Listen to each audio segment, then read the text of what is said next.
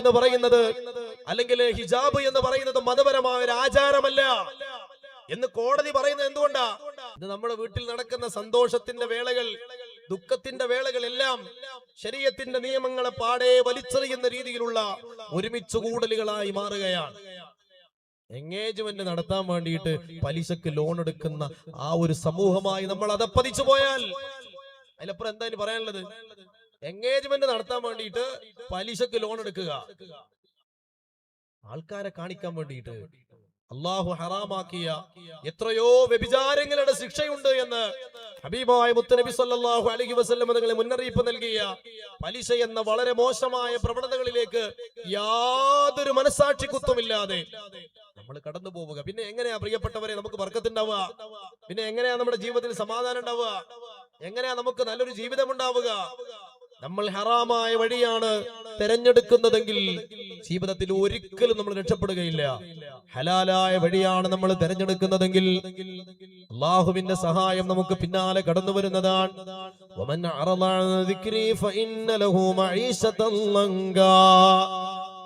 അല്ലാഹു സുബ്ഹാനഹു വ തആല പറഞ്ഞ കാര്യങ്ങളെ സ്വീകരിക്കാനും അത് ജീവിതത്തിൽ കൊണ്ടുവരാനും സാധിക്കാതിരുന്നാൽ അവന്റെ ജീവിതം വളരെ പ്രയാസകരമായിരിക്കും.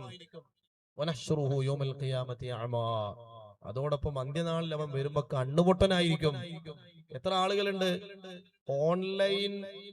ഓൺലൈൻ ആപ്പുകളിൽ നിന്ന് ലോൺ എടുത്തുകൊണ്ട് തിരിച്ചടക്കാൻ കഴിയാതെ തൂങ്ങിച്ചത്തവര് നമ്മുടെ കൂട്ടത്തിലില്ലേ, നമ്മുടെ സമുദായത്തില്? എന്തിനാണ് ആവശ്യമില്ലാത്ത പണിക്ക് നിൽക്കുന്നത്?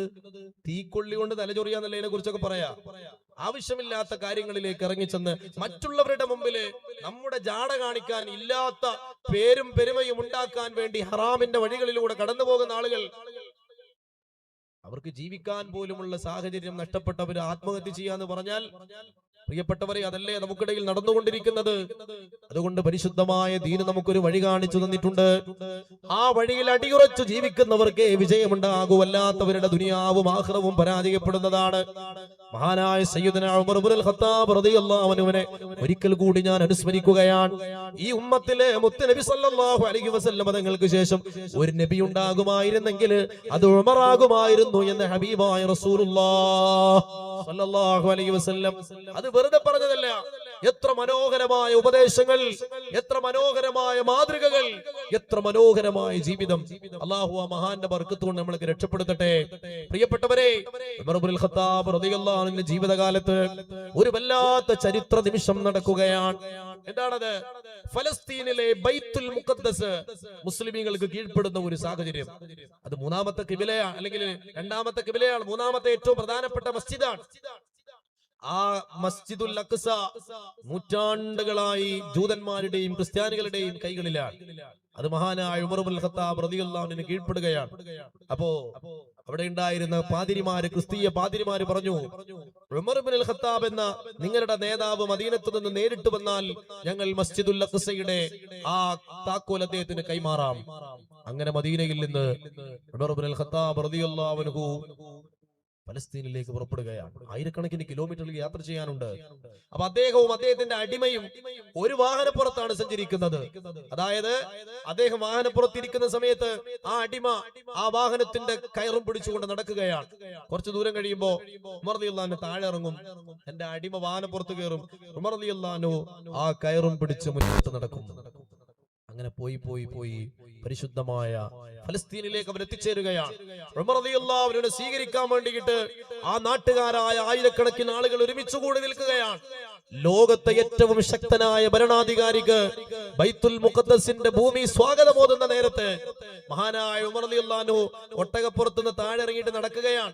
ആ അടിമയെ ഒട്ടപ്പുറത്ത് കയറ്റുകയാണ്. കാരണം ആ സമയത്ത് അദ്ദേഹത്തിന്റെ ഊഴമായിരുന്നു.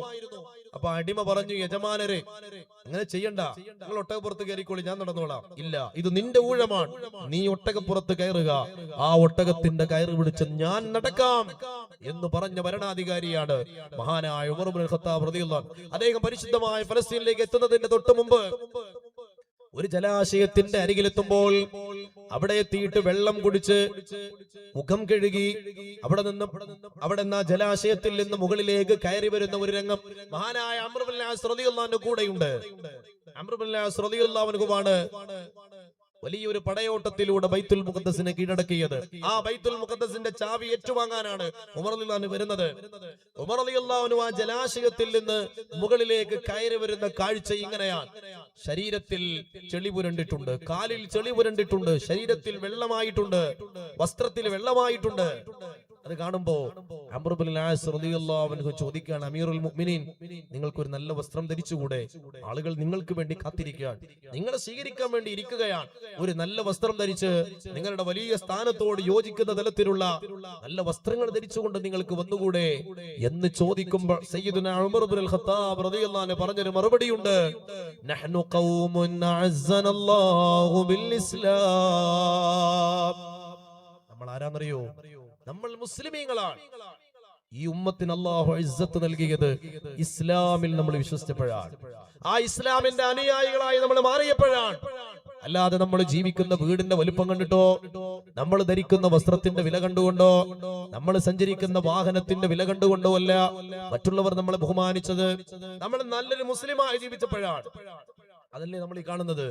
ഈ മഹാരഥന്മാരുടെ മക്ബറുകളിലേക്ക് നാനാജാതി മതസ്ഥർ വരുന്നത് എന്തുകൊണ്ടാണ്? അവർ അല്ലാഹുവിന്റെ ഔലിയാക്കളാണ്, അവർ വലിയ പുണ്യമുള്ളവരാണെന്ന് അവർ കൂടി മനസ്സിലാക്കിയത് കൊണ്ടാണ്.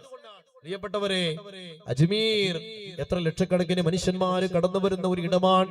അവിടെ ജാതിയുണ്ടോ മതമുണ്ടോ? എല്ലാ മതക്കാരുടെയും മുമ്പില് ബഹുമാനപ്പെട്ട ഹാജാ തങ്ങൾ ബഹുമാനിക്കപ്പെടുന്നയാളാണ്. ആ ബഹുമാനം കിട്ടിയത് മഹാനവറുകളുടെ ജീവിതത്തിന്റെ ആഡംബരങ്ങൾ കണ്ടുകൊണ്ടാണോ? അദ്ദേഹം ഒരു നല്ല മുസ്ലിമായി ജീവിച്ചു എന്നുള്ളതല്ലേ? ആ ഇസ്ലാം എന്നുള്ള ഘടകമാണ് അദ്ദേഹത്തിന്റെ ഇസ്സത്തിന് കാരണമായത്. നഹ്നു ഖൗമുൻ അഅസ്സനല്ലാഹു ബിൽ ഇസ്ലാം. ഇസ്ലാം എന്ന് പറയുന്ന മഹത്തായ ആ വലിയ പ്രകാശമാണ് നമുക്ക് ഇസ്സത്ത് നൽകിയത്. ഫമൻ ഇബ്തഗൽ ഇസ്സത ബിഗൈരിഹി അദല്ലഹുല്ലാഹ്. നമുക്ക് ഇസ്സത്തുണ്ടായത് അതിൽ നിന്നൊന്നുമല്ല എന്നാരെങ്കിലും വിചാരിക്കുകയാണെങ്കിൽ അല്ലാഹു അവരെ നാണം കെടുത്തുന്നതാണ്, അല്ലാഹു അവരെ നിന്ദിക്കുന്നതാണ്, അല്ലാഹു അവരെ തരം താഴ്ത്തുന്നതാണ്. ആ നാണം കടലാണ് ഇപ്പൊ നമ്മൾ അനുഭവിച്ചു കൊണ്ടിരിക്കുന്നത്. പ്രിയപ്പെട്ടവരെ, പള്ളികൾ പൊളിച്ചു മാറ്റപ്പെടേണ്ട കെട്ടിടങ്ങളാണ്. അത് കോടതി വിധി പറയുന്നത് എന്തുകൊണ്ടാ? അവർ കാണുന്നത് അങ്ങനെയാണ്. 5 വക്ത് നിസ്കാരം കഴിഞ്ഞാൽ പള്ളി പൂട്ടിയിടുകയാണ്. ഇതിന് ലൈറ്റ് ഇല്ല, ഫാനില്ല, ഒന്നുമില്ല. ആ പള്ളിയിൽ ആരും കയറാനുമില്ല. ബാങ്ക് കൊടുത്താൽ പള്ളി തുറക്കും, കുറച്ച് ആളുകളൊന്ന് നിസ്കരിക്കും. ഇന്നിപ്പോ ഞങ്ങള് അസറിന് വേണ്ടി നിസ്കരിക്കാൻ വേണ്ടി കയറിയ പള്ളിയിൽ മഅ്മൂമിങ്ങളായി 2 ആൾക്കാരുള്ളത്. ഈ 2 ആൾ വന്നില്ല, അവിടെ ജമാഅത്ത് നടക്കില്ല. അപ്പൊ ഇത് പുറത്തുനിന്ന് നോക്കിക്കാണുന്ന ഒരാളെന്താ വിചാരിക്കുക? ഇതിന് അത്രയ്ക്ക് പ്രാധാന്യമുള്ളൂ.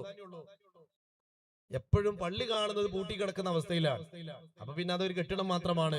അത് വേണമെങ്കിൽ റോഡ് വീതി കൂട്ടുകയാണെങ്കിൽ പൊളിച്ചു കളയാവുന്നതാണ് എന്ത് മറ്റുള്ളവർ പറയുന്നത് എന്തുകൊണ്ട്? ബുർക്ക എന്ന് പറയുന്നത് അല്ലെങ്കിൽ ഹിജാബ് എന്ന് പറയുന്നത് മതപരമായ ഒരു ആചാരമല്ല എന്ന് കോടതി പറയുന്നത് എന്തുകൊണ്ടാ? നമ്മളിൽപ്പെട്ട ആളുകൾ അത് പാലിക്കാത്തത് കൊണ്ട്.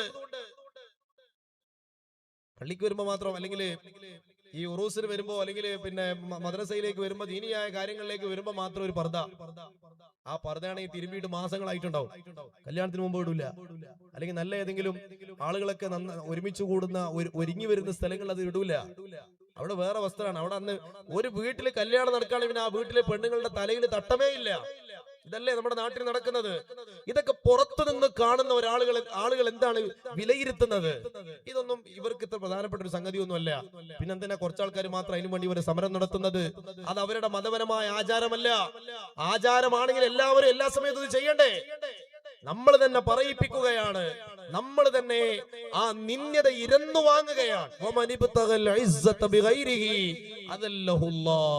പരിശുദ്ധമായ ദീനിന്റെ ആ വിശ്വാസം അനുസരിച്ചുകൊണ്ട് ജീവിക്കലാണ്, ഞാനൊരു നല്ല മുസ്ലിമായി ജീവിക്കലാണ് എന്റെ ഇസ്സത്ത് എന്ന് ഒരാൾ തിരിച്ചറിയാതെ പോയാൽ അവന് നിന്ദതയാണ് ഉണ്ടാവുക എന്ന് സയ്യിദുനാ ഉമർ ഇബ്നുൽ ഖത്താബ് റളിയല്ലാഹു അൻഹു. ഒരു പെണ്ണ് വീട്ടിൽ നിന്ന് പുറത്തിറങ്ങുന്ന നേരത്ത് അവൾ ബുർക്ക ധരിച്ചുകൊണ്ട് ഇറങ്ങുമ്പോ, ഹിജാബ് ധരിച്ചുകൊണ്ട് അവൾ ഇറങ്ങുന്ന നേരത്ത് അവൾ വീട്ടിലേക്ക് തിരിച്ചു വരുന്നത് വരെ ഇബാദത്തിലാണ്.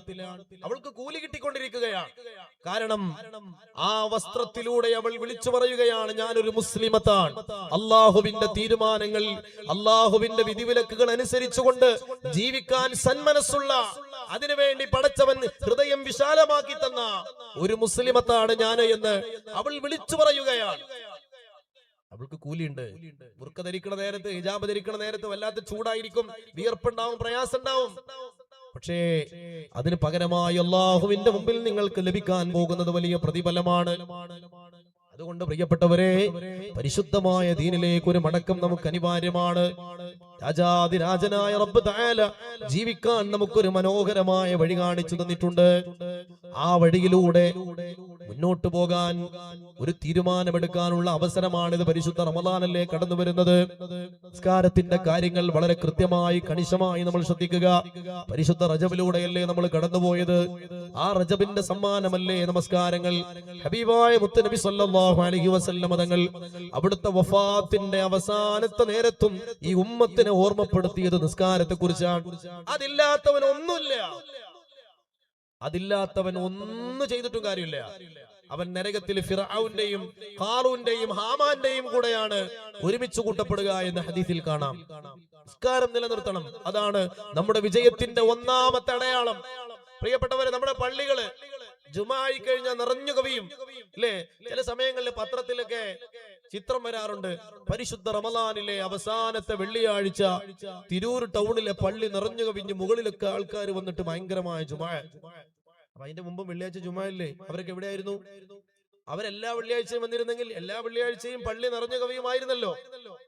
റമദാൻ അവസാനത്തെ വെള്ളിയാഴ്ച മാത്രമാണ് പള്ളിയിൽ വരേണ്ടത്. പ്രിയപ്പെട്ടവരെ, ജുമാക്ക് പള്ളി നിറയുന്നുണ്ടെങ്കിൽ അത്രയും ആൾക്കാർ നാട്ടിലുണ്ട് എന്നല്ലേ? എന്തുകൊണ്ട് അത്രയും ആളുകൾ സുബഹിക്ക് എത്തുന്നില്ല? അത്രയും ആളുകൾ എന്തുകൊണ്ട് ളുഹറിനുണ്ടാകുന്നില്ല? നമ്മുടെ ഏറ്റവും വലിയ പ്രശ്നത്തിന്റെ പരിഹാരം അവിടെയാണ്. ജുമാക്ക് പള്ളിയിൽ വരുന്ന അത്രയും ആളുകൾ സുബഹിക്ക് പള്ളിയിൽ വരുന്ന ഒരു അവസ്ഥയുണ്ടെങ്കിൽ നമ്മൾ ഇന്ന് അനുഭവിക്കുന്ന എല്ലാ പ്രശ്നങ്ങളും അള്ളാഹു തീർത്തു തരുന്നതാണ്.